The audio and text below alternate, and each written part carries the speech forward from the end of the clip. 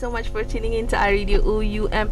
And the segment right now is actually Eco Hour. And with me in the studios is a guest from the City Hall, Kuala Lumpur, which is Puan Hajah Zainab Ghazali, the Director of Physical Planning Department. So welcome, Puan, to iRadio OUM.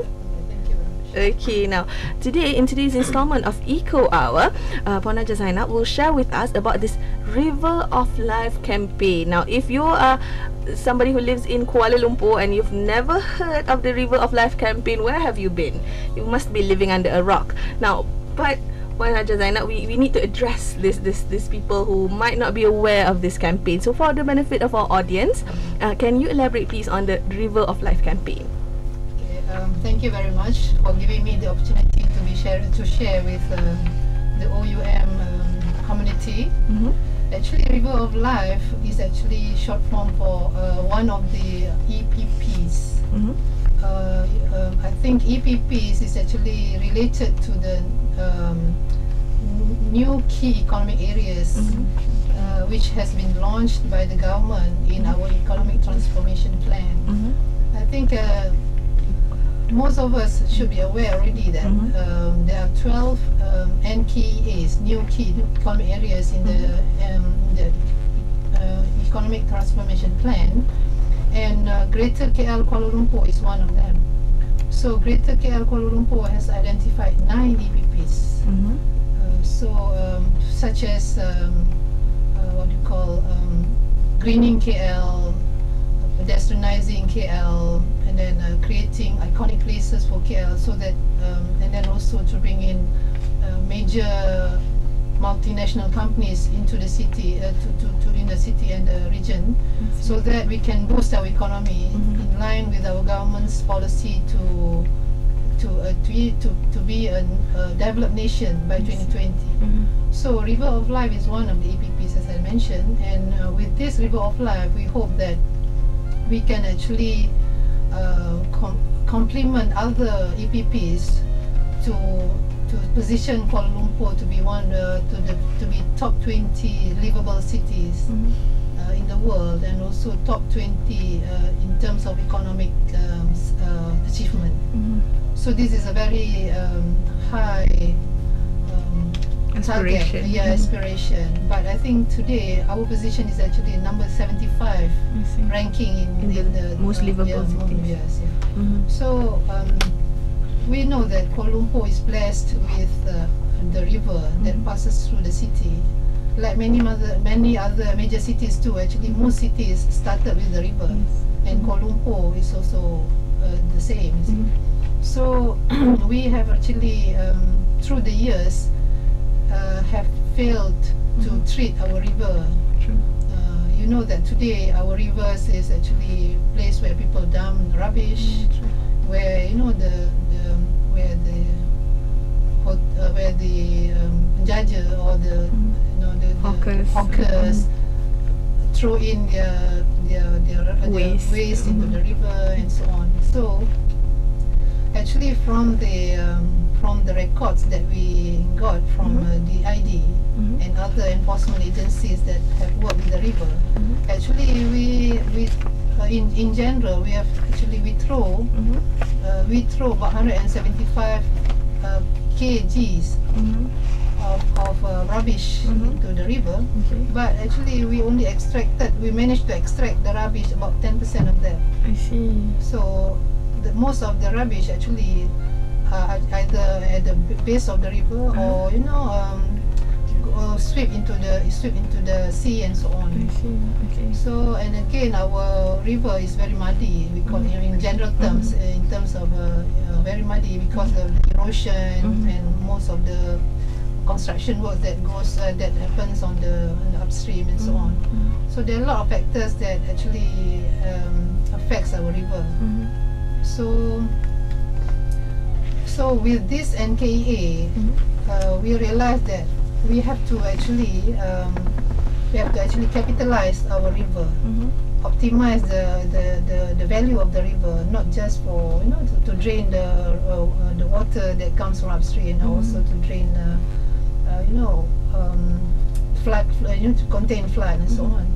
But I think we have got to clean and then later on beautify the river so that we can really optimize and use it for recreation, for connectivity, to add connectivity to the along the river, so that people can have alternative modes of connections, not just through driving and so on, but you can also walk or cycle.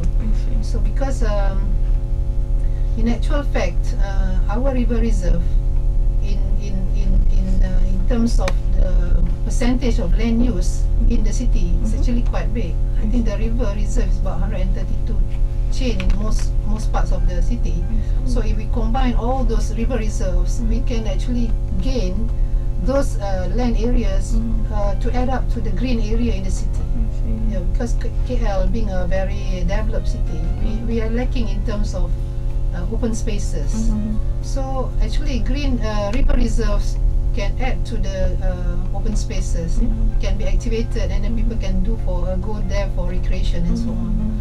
And of course, when we have already cleaned the river and we have beautified the river, we expect that the property values for those properties along the river will be increased, and this will also generate economic activities and bring in new developments along the river.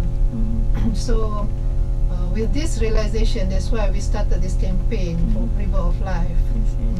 Okay, so actually it becomes from perhaps from an environmental perspective, and then it comes into an economic purpose for the city as well. Okay, now Puan Hajah Zainab will share with us more on this campaign, because it also involves this competition. Now if you want to know more about this competition, you need to stay tuned to iRadio OUM, roaming across your mind.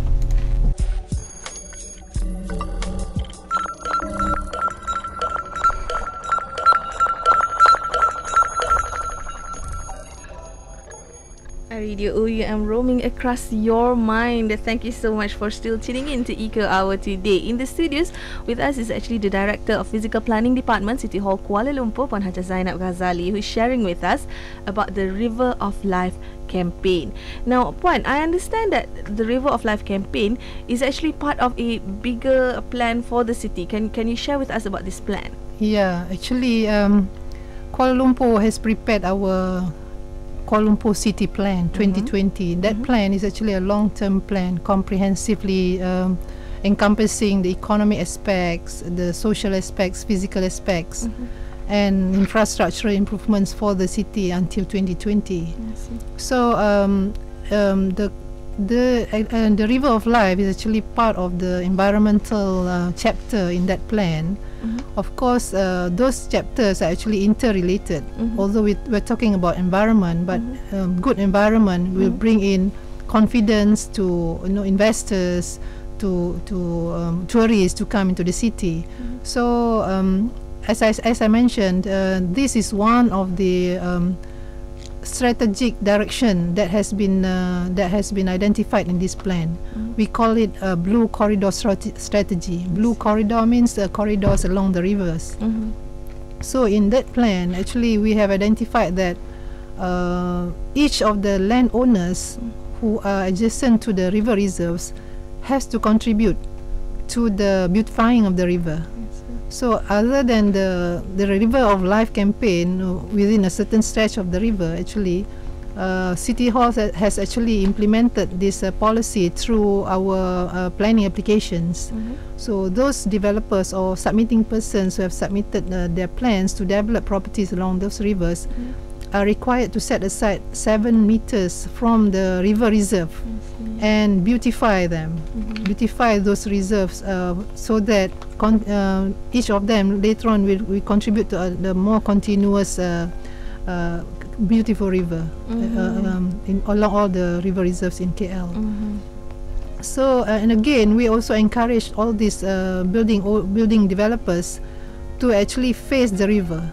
As you see, most of the buildings today we have in the city, they are actually putting their back to the river.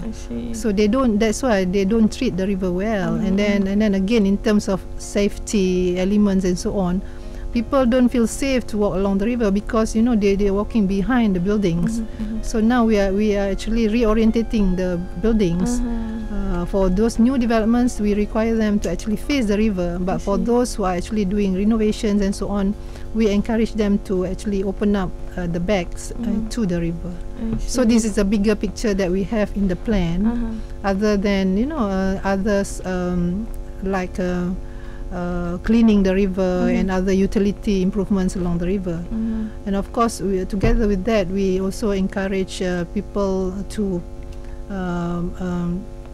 get their activities comply with the environmental standards, so that even if you have river that is beautiful, but if it's not clean, then it doesn't serve the purpose. I see. Yeah. Okay. Now, going back to the River of Life campaign, it also includes the International Master Planning Competition, if I'm not mistaken. Okay, and it's almost ending, I understand. And can you share with us the progress of this particular initiative? Yeah. For the beautification of this river, we will start with 10.7 kilometer stretch along Sungai Gombak and part of Sungai Kelang, especially merging at the confluence around Masjid Jamek. Actually, we start the study area starts from Kampung Puah. There's a Puah pond along this Sungai Gombak. I see. Near Titi Wangsa, close to the Titi Wangsa lake there. There's a pond. I see. And then from there, we move down right to Brickfields area. So it's about 10.7 kilometers. I see. So this competition is actually to get these master planners to propose to us what sort of beautification programs that can be done along the river. And we have given them our background information about the area, the study area. We have divided the area into 11 precincts. Each of the precincts are unique in their character. So the master planners have got to propose in line with the context of the surrounding. And again, bearing in mind that we also have this competition in light that assuming that the water is really clean, because together with this beautification program in the River of Life is actually the cleaning aspect, which is the most important aspect, which we have not mentioned earlier actually. Actually, DID, the Drainage and Irrigation Department, is actually given the task to manage works that are going to be done with other stakeholders, other departments that are related to cleaning the river. For example, the Jabatan Pembentungan Negara, the sewer management department. That's the most critical area now, because some of the areas in the city, they are not really well treated in terms of sewer, especially from the restaurants, from pasar malam and so on. So this area is actually very much an issue. And other than that, we also have got squatters, and so that's why there are actually 42 agencies that will be involved in cleaning the river within Kuala Lumpur and also within Selangor. So the cleaning of the river starts from upstream, from Selayang and so on, up to the edge of the city. So as I mentioned, this competition, the beautification is actually taken aboard with the assumption that the river is already clean. So the target is actually to clean the river from class 3 now, currently class 3 to class 2B by 2020. So while the DID and the other agencies are actually doing works for the cleaning, so we are doing doing the master plan. So to have this master plan, we have this competition actually. Because we would like to gauge ideas from those who have already got experience doing beautification works in other cities, like in Korea or in London, Thames River in London, and so, in Seoul and so on. So that's why we open up this competition to international players. And of course, we also involve our local master planners who has been involved with projects outside. Also, it's not just not just for the foreign participants, but also for our local who has been involved in also projects outside. Yeah. Okay, so I understand that there are actually 5 nominated master plans, and I've seen them on the River of Life website. Right. And actually, to tell you the truth, I'm quite excited because it looks very modern, looks very futuristic almost. Now, if you don't mind sharing, if one of these master plan is chosen, and when will it be implemented? When can KLites expect to have these beautiful features in our river? Okay, yeah. I think before I answer that question, I just would like to share with you who are these 5 people. Yes, please. Yeah. The first one is from is AECOM, AECOM from United States. I see. Okay. Second company is actually Building Design Partnership from UK.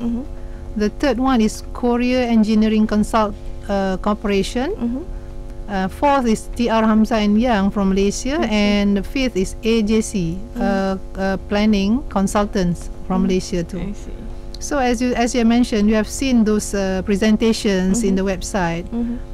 Each of the submissions are unique in themselves. Some have got their strengths, and so what we will do is actually after identifying the winner, the winner shall be doing the overall master plan for the river.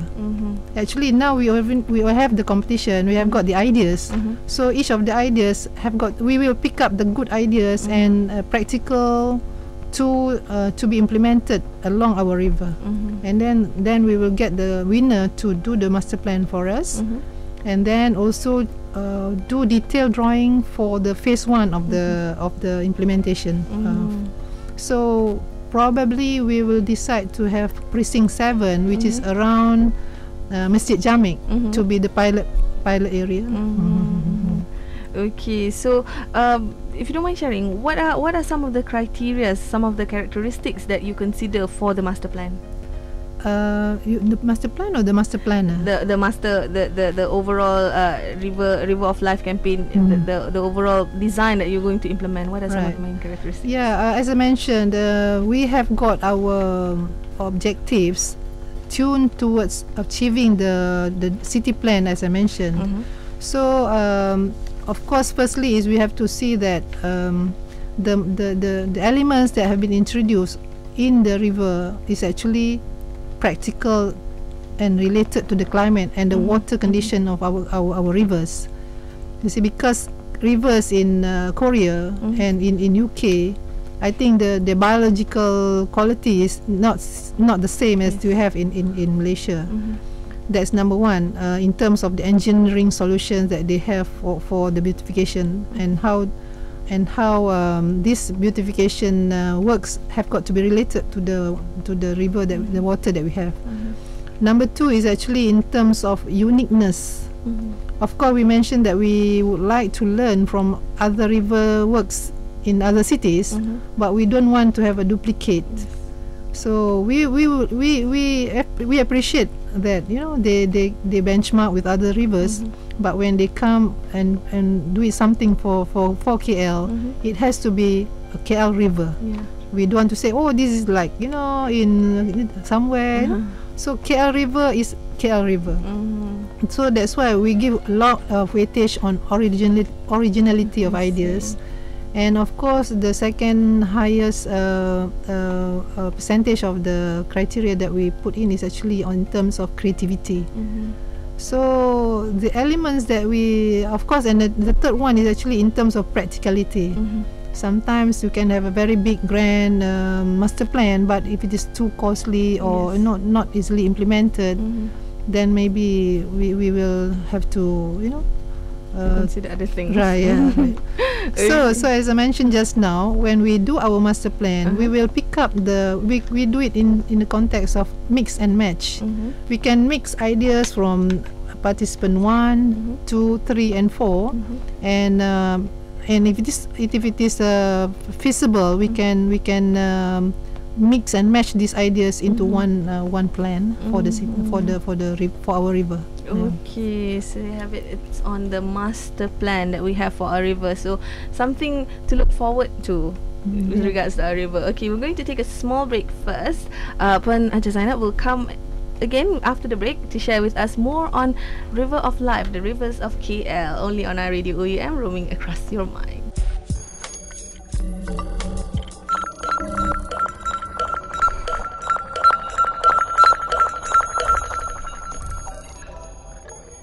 OUM, roaming across your mind. Thank you so much for still tuning in to iRadio OUM. You're tuned in to binti Hanim in today's installment of Eco Hour, and with me in the studios is actually Puan Hajah Zainab Ghazali, Director Physical Planning Department, City Hall, Kuala Lumpur, sharing with us about the River of Life.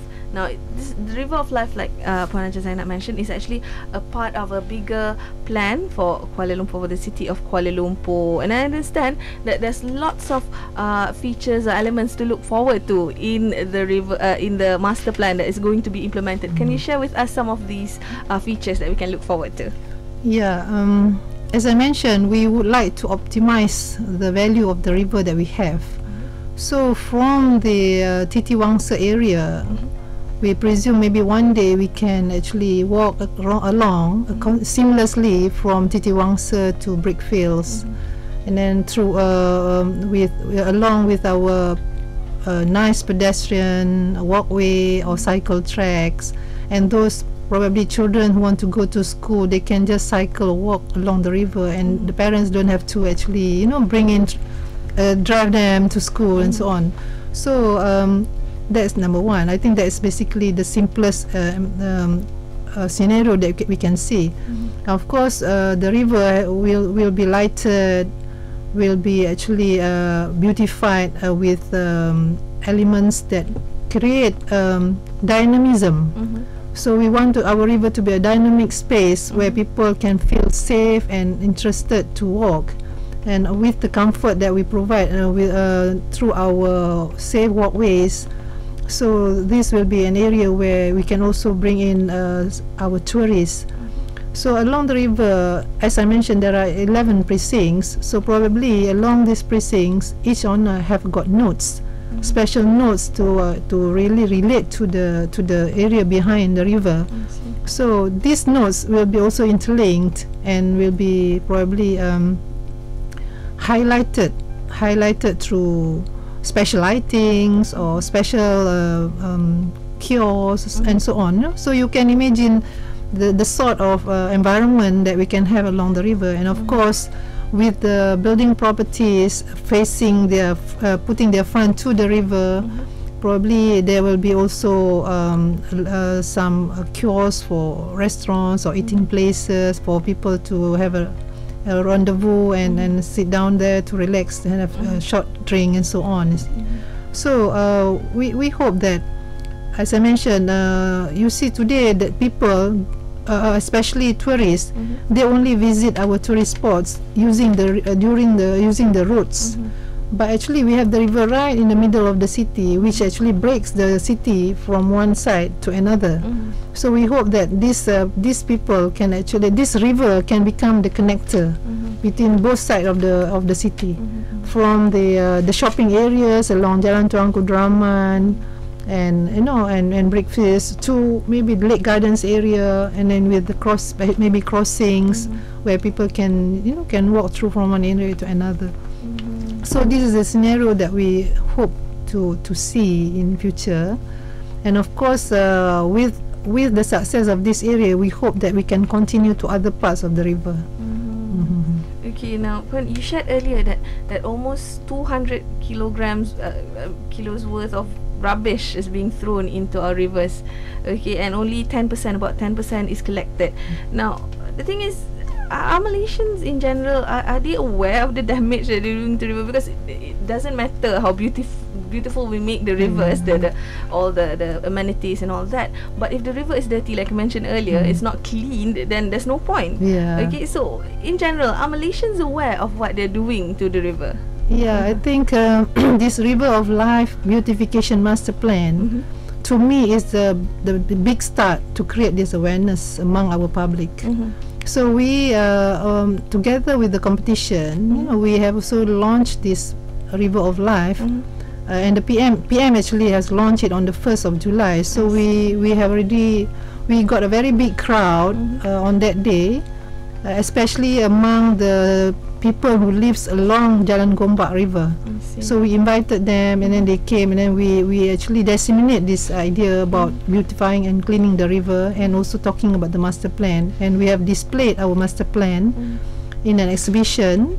So many have come to view the exhibits, and of course, together with that, we give the opportunity for the public to vote. I see. So this is actually one of the most effective modes of creating the awareness, especially among the young people.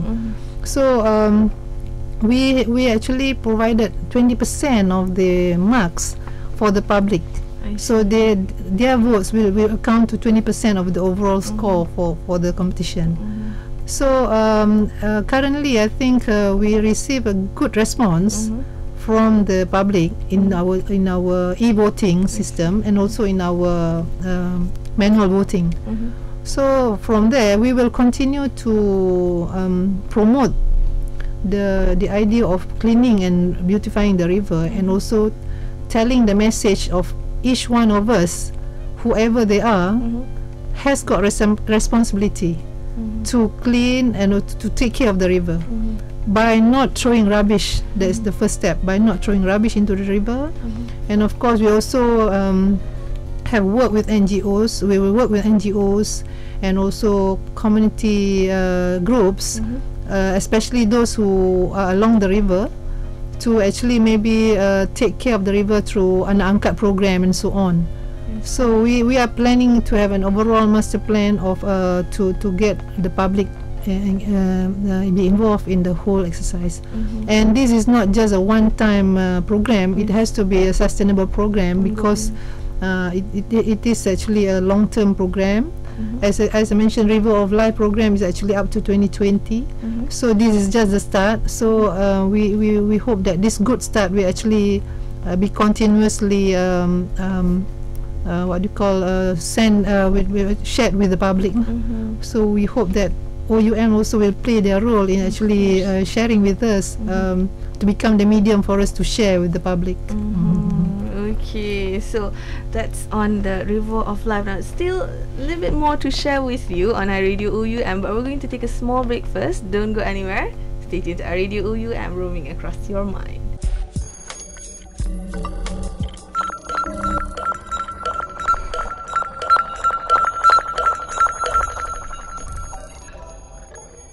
iRadio OUM, roaming across your mind. Still in today's installment of Eco Hour with our guest from the City Hall of Kuala Lumpur, Puan Hajah Zainab Ghazali, Director Physical Planning Department. Now, Puan Hajah Zainab is sharing with us about the River of Life campaign. I understand, of course, you mentioned that the River of Life master plans actually is calling for voters or votes from the public. Right. Okay, so can you share with us about this voting process and all? Yeah, actually, I did mention just now that we give opportunity for the public to give their views, and we take 20% of their votes as to complement the other jurors that we have appointed. So those who are interested, actually, we call for voters. The final date is actually today. But it's still not too late. We have until 12 a.m. tonight. Midnight tonight, for them to actually screen through the submissions and propose who will be the best, which one is the best master plan. So I call for those who are interested to quickly look through or go through our website, riveroflife.com.my, and you can cast in your vote. And at the same time, we have got special form there in the long term to give them opportunities to give